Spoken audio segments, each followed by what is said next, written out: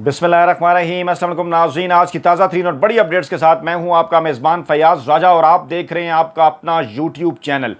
दोस्तों, बड़ी खबर, ब्रेकिंग न्यूज़ और बड़ी खबर यह है कि साबिक वज़ीर-ए-आज़म इमरान खान के कत्ल के खुफिया मंसूबे के इंकशाफ ने इस्लामाबाद के इक़्तिदार के ऐवानों में, इक़्तिदार की राहदारियों में हलचल मचा दी है। और इसी मौके पर chief justice of Pakistan justice Umar Ata Bandial की जानिब से एक हैरान कुन इंकशाफ सामने आया जिसने कई नए बड़े और अहम तरीन सवालात पैदा कर दिए। वफाकी वजीर की जानिब से भी एक किस्म का एतराफ़ किया गया, एक बड़ी साजिश का मान ली गई बड़ी साजिश। कैसे तफसीलात आपके सामने रखते हैं और अहम तरीन मामले में मामलात जुडिशल इंक्वायरी की जानिब कैसे बढ़ रहे हैं, ये तमाम बड़ी और अहम तरीन खबरें आपके सामने रखेंगे। दोस्तों, आज का अहम तरीन मामला इवेंट इमरान खान इंसदाद दहशत गर्दी अदालत में पेश हुए अपने वकील बाबर ऐवान के हमरा, और उनकी जो ज़मानत है, अबूरी ज़मानत, उसमें तोसी कर दी गई। 20 सितंबर तक जो है वो ये तोसी की गई। लेकिन इस मौके पर जब इमरान खान जो है वो अदालत के अंदर पेश हुए तो उन्होंने एक अहम तरीन बात की। एक मरतबा फिर आज उन्होंने कहा कि मैं बड़ा ख़तरनाक हूँ सब के लिए, समझ गए ना। उन्होंने कहा कि मेरा मवाजना नवाज शरीफ चोर और बानी MKM दहशतगर्द से मेरा मवाजना ना किया जाए। सहाफ़ी ने सवाल किया कि आज आप कितने ख़तरनाक होंगे, जिस पर चेयरमैन PTI ने कहा कि बहुत बहुत। और इमरान खान इससे पहले भी जब अदालत में पेश हुए थे तो उनसे ये सवाल किया था, तो उन्होंने कहा था कि अगर हुकूमत ने उन्हें गिरफ्तार किया तो वो जेल जाकर और भी ख़तरनाक हो जाएंगे। और मामला जनाब कुछ यूँ है कि समाअत हुई इंसदाद दहशतगर्दी की अदालत में। राजा जवाद अब्बास ने ये समाअत की और इस मौका पर जो है वो वकील बाबर ऐवान ने दलाइल पेश किए। असद उमर थे और इसके साथ साथ आज़म सवाती थे, फैसल जावेद थे, पाकिस्तान तहरीक इंसाफ के दीगर रहनुमा थे। और वकील बाबर ऐवान ने प्रोसिक्यूटर से मुकालमे में कहा कि आपको बताया गया इमरान खान का बयान तफ्तीशी अफसर के पास है, कहाँ लिखा है कि तफ्तीश के लिए थाने जाना चाहिए। प्रोसिक्यूटर ने बहस करनी है तो मैं तैयार हूँ। प्रोसिक्यूटर भी नए तैनात हुए हैं। और उसके बाद फिर आगे जब प्रोसिक्यूटर ने बहस की, जज ने रिमार्क्स दिए, फिर वकील बाबर ऐवान ने इस्तफसार किया और कहा कि कहाँ लिखा है कि थाने में बुलाया जाए। पिछली समाअत में भी तफ्तीशी ने कहा इमरान खान पेश नहीं हुए, कहीं ऐसा नहीं लिखा कि आपकी जानिब से सवालात कानून के मुताबिक किए जा रहे हैं या नहीं। और फिर बाबर ऐवान ने कहा कि मुझे अदालत लिख कर दे तो इमरान खान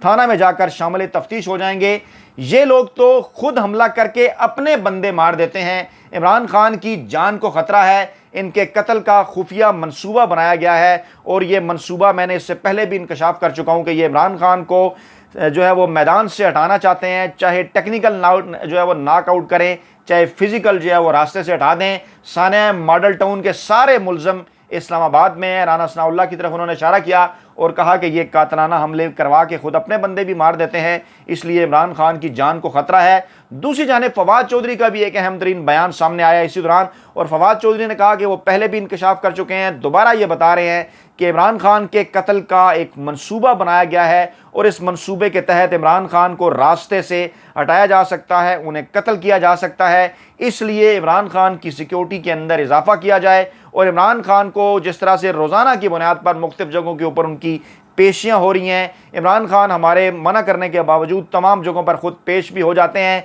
ऐसे मौके पर उनकी सिक्योरिटी उतनी नहीं होती जितनी होनी चाहिए। और इस खौफनाक मंसूबे का मकसद बेसिकली ये है कि सियासी मैदान को ये माफिया अपने लिए जो है वो साफ़ कर ले और एक बड़ी रुकावट जो उनके मुकाबले में इमरान खान, उनको रास्ते से हटा दिया जाए। ये अहम तरीन और बड़ा इंकशाफ है। और इसी दौरान chief justice of Pakistan justice Umar Ata Bandial की जानिब से भी एक हैरान कुन और अहम तरीन इंकशाफ किया गया। और उन्होंने जनाब क्या कहा, उन्होंने ये कहा जनाब के जो मामला था हमारे सामने आया परवेज़ इलाही की वजारत आला का, उसके ऊपर सुप्रीम कोर्ट बार का जो किरदार था वो जानिबदाराना था। ये अहम तरीन उन्होंने बात की कि सुप्रीम कोर्ट बार ने जानिबदाराना किरदार अदा किया। और नए अदालती साल के मौके पर यह फुल कोर्ट रेफरेंस था जिसमें चीफ जस्टिस उमर अता बंदयाल ने खिताब किया और उन्होंने कहा जनाब के जब हमने 4 संभाला तो सस्ता और फौरी इंसाफ फराहम करने का चैलेंज दरपेश था और अब ज़ेर इल्तवा मुकदमात की तादाद 54,000 से कम होकर 50,000 के करीब रह गई है। और आगे चलकर उन्होंने कहा कि जजेस की तैनाती और जजेस की तकर्रियों के हवाले से बार एसोसिएशन की मामनत दरकार है اور لیکن پھر انہوں نے کہا کہ مارچ 2022 سے جو سیاسی ایونٹس ہمارے سامنے آ رہے ہیں بار بار ان کی وجہ سے سیاسی مقدمات عدالتوں میں آئے، ڈپٹی اسپیکر قاسم سوری کی رولنگ پر ججز کی مشاورت سے از خود نوٹس لیا اور 5 دن سماعت کر کے رولنگ کو غیر آئینی قرار دیا اور فیصلہ بھی 3 دن میں سنایا، اور جو ہے وہ فیصلہ 3 دن میں سنایا۔ انہوں نے کہا کہ دوست مزاری کی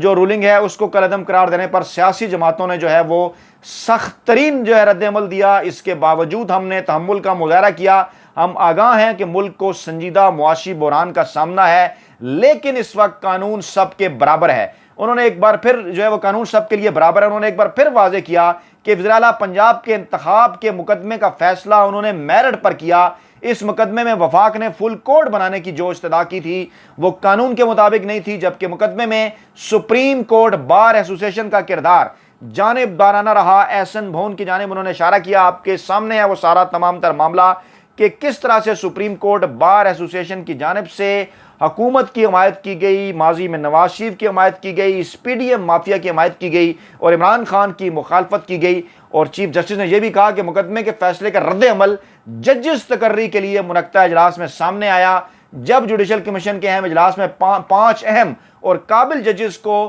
نامزد کیا گیا تو نامزدگی کے حق میں 6 کے مقابلے میں صرف 4 ووٹ آئے، یعنی کہ انہوں نے کہا کہ سپریم کورٹ بار ایسوسی ایشن نے اس موقع کے اوپر بھی جانبدارانہ کردار ادا کیا اور انہیں ججز قابل اور اہم ججز جو ہے وہ تعینات نہیں کرنے دیے گئے۔ اور آگے چل کر پھر انہوں نے کہا کہ وفاق نے وزیر اعلیٰ پنجاب مقدمے پر رد عمل جو دیا جوڈیشل کمیشن کے حوالے سے، کیا جو یہ رد عمل ہے یہ عدلیہ کے احترام کے زمرے میں آتا ہے کہ ہم نے ایک فیصلہ دیا جو کہ اس وقت کی حکومت کے خلاف تھا، جو کہ پنجاب حکومت تھی پرویز الہی کے حق میں تھا کیونکہ آئینی اور قانونی معاملات یہ بنتے تھے، لیکن اس پر جو رد عمل جوڈیشل کمیشن میں نئے ججز کی تعیناتی کے موقع پر دیا گیا، یعنی انہوں نے واضح کر دیا کہ حکومت اور سپریم کورٹ بار ایسوسی ایشن جو ہیں وہ ان کے معاملات میں رکاوٹ بن رہے ہیں، معاملات ان کے مسائل میں اضافہ کر رہے ہیں ایک ایسے موقع پر جبکہ سپریم کورٹ میں کیسز کا لوڈ ہے۔ ججز جو ہیں وہاں پر 5 تعینات ہونے ہیں لیکن وہ 5 ججز میرٹ پر تعینات نہیں ہونے دیے جا رہے، اور ماضی میں بھی اگر آپ پوری تاریخ اٹھا کر دیکھیں تو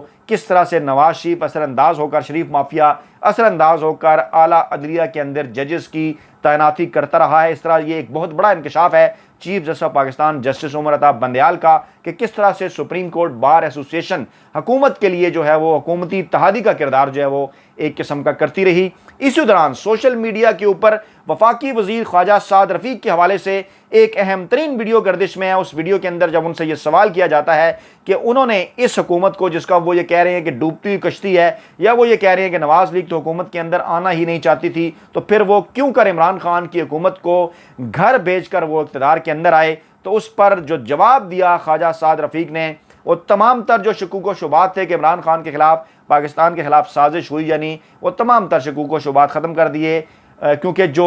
خواجہ سعد رفیق ہے، خواجہ سعد رفیق سے جب سوال کیا گیا، خواجہ سعد رفیق نے اس بات کا جواب دیا، انہوں نے کہا جناب کہ اگر عمران خان کی حکومت نہ گرائی جاتی تو نومبر کے مہینے میں عمران خان نے اداروں کے اندر، یعنی اشارہ ان کا پاک فوج کی جانب تھا، اداروں کے اندر انہوں نے اپنی مرضی سے تعیناتی کرنی تھی، اور اس کے بعد پھر معاملات عمران خان کی جیت کی جانب اگلے الیکشن میں بھی جانے تھے، اور پھر اس کے بعد عمران خان جو ہے ملک میں صدارتی نظام نافذ کرنا چاہتے تھے۔ اب سوال یہ ہے کہ اگر عمران خان جو کہ پاکستان کے وزیر اعظم تھے، آئینی اور قانونی، جو کہ عوامی رائے سے، عوام کے ووٹوں سے 2.25 کروڑ ووٹ لے کر منتخب ہوئے، پاکستان کے منتخب وزیر اعظم تھے جن کے مقابلے میں پی ڈی ایم کے امیدوار نے الیکشن ہارا تھا، اگر وہ پاکستان کا نیا آرمی چیف تعینات کرتے تو اس میں کیا غلط تھا؟ اب بھی تو شہباز شریف اتحادیوں کی مدد کے ساتھ نیا آرمی چیف تعینات کرنے جا رہے ہیں، اور جب عمران خان بات کرتے ہیں کہ میرٹ پر تعیناتی ہو تو آپ ان کے اوپر غداری کا الزام لگاتے ہیں، اور عمران خان اگر یہ تعیناتی کر دیتے تو آپ کہہ رہے ہیں کہ انہیں اس تعیناتی سے روکنے کے لیے